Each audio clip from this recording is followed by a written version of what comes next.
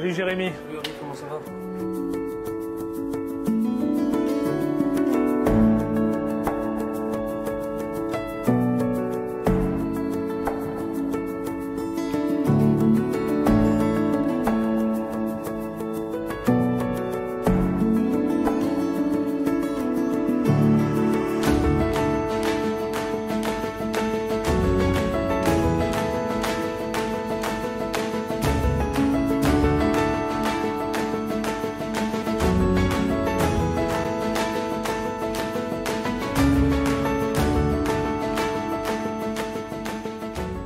Salut à tous. Aujourd'hui, on va parler d'un sujet qui concerne toutes les familles, le départ d'un proche. Quelles sont les démarches à suivre? Et pour cela, on est avec Jérémy des pompes funèbres israélites Baron qui va répondre à nos questions. Salut Jérémy, comment ça va? Ça va, grâce à Dieu.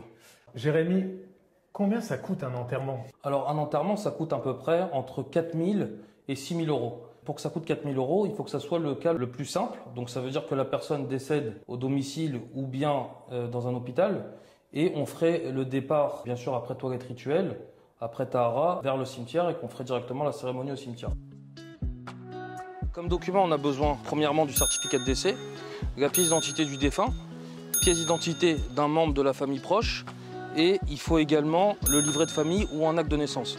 Le livret de famille, il faut savoir que c'est un document qui est très important et qui est indispensable pour le bon déroulé de l'inhumation ou même du rapatriement. La personne qui n'a pas de concession, donc elle arrive et toi tu lui crées une concession en fait. Alors en fait, pour faire l'achat de concession, il faut soit habiter la commune, soit décéder dans la commune, soit avoir une concession dans la commune. On est d'accord, selon la halakha aujourd'hui, on est obligé d'être enterré dans un carré juif. Alors aujourd'hui, les carrés juifs, dans les cimetières parisiens, ils sont plus entièrement juifs. Ils sont majoritairement israélites, mais ils ne sont plus. Après, d'après la halakha, on doit être au minimum à 4 amotes des tombes goy.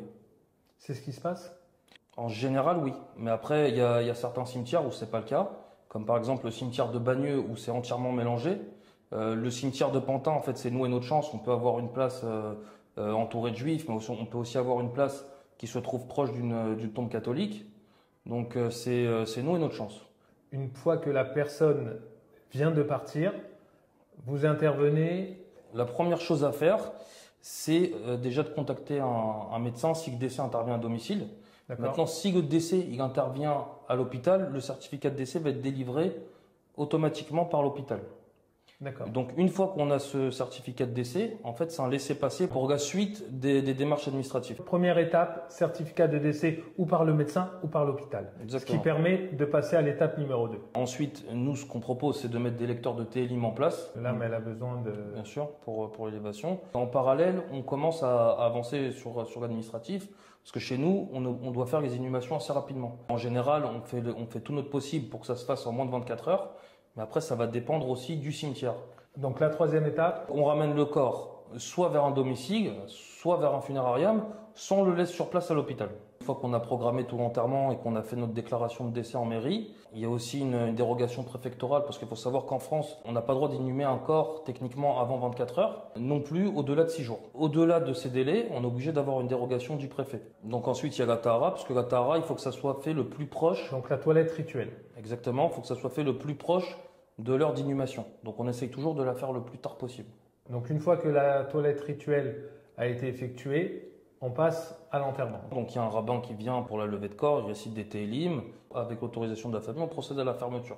Donc ça, c'est la levée du corps. Ça, c'est la levée du corps. Ensuite, on ferme le cercueil, on met le cercueil dans le corbillard et on va vers le cimetière. Comment se passe la lévaïa? Il y a un rabbin qui est présent pour officier la cérémonie. Après, il y a des personnes de la famille qui peuvent prendre la parole. Et après, on fait la mise en terre. Une fois que la mise en terre elle est faite, chacun doit jeter un petit peu de terre dans la fosse. Et une fois que c'est fait, on procède au kaddish et à la kriya. Explique-nous l'encadrement, que ce soit un encadrement psychologique ou un encadrement moral, envers la famille. On est présent du début à la fin pour les familles.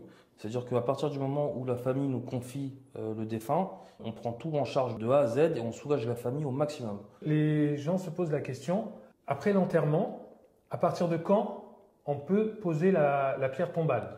Alors pour la pierre tombale, alors ça peut aller de 1 semaine jusqu'à 11 mois. Et il faut savoir qu'en France, de toute façon, on est obligé d'attendre 3 mois le temps que la terre se tasse avant de poser quoi que ce soit.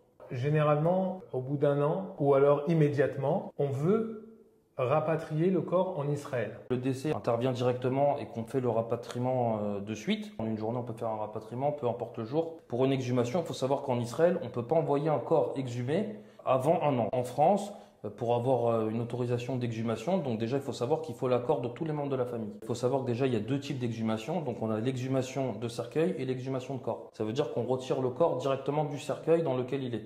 Une exhumation de cercueil, c'est qu'on retire le cercueil et on le met dans un cercueil qui est plus grand. Combien coûte l'exhumation aujourd'hui de France à Israël? Pour une exhumation de corps, il faut compter entre 5 500 et 6 000 euros. Et pour une exhumation de cercueil, on arrive plus entre 6 500 et 7 000 euros pour l'exhumation de cercueil. On peut toujours être enterré, il y a toujours de la place en Israël, à Jérusalem? Il y a toujours de la place, mais le problème, c'est que les prix augmentent d'année en année. Alors, l'importance d'enterrer en Israël, c'est qu'aujourd'hui, en France, les concessions sont entre guillemets perpétuelles, mais elles ne sont pas vraiment. Le souci, c'est qu'une tombe peut être déclarée en état d'abandon au bout de 30 ans. Et en France, une concession dure combien de temps? Alors, par exemple, je vais vous donner l'exemple des cimetières parisiens. Alors, on a 10 ans, 30 ans, 50 ans, perpétuels. Une fois que ces durées arrivent à expiration, le cimetière laisse 2 ans, encore une fois, à la famille pour renouveler. Merci beaucoup, Jérémy, pour ces questions et ces réponses qui vont, je pense, éclairer un petit peu les auditeurs et la communauté. Et nous, on se retrouve très vite sur les réseaux sociaux. C'était la maison funéraire israélite Baron pour Allogy le Live.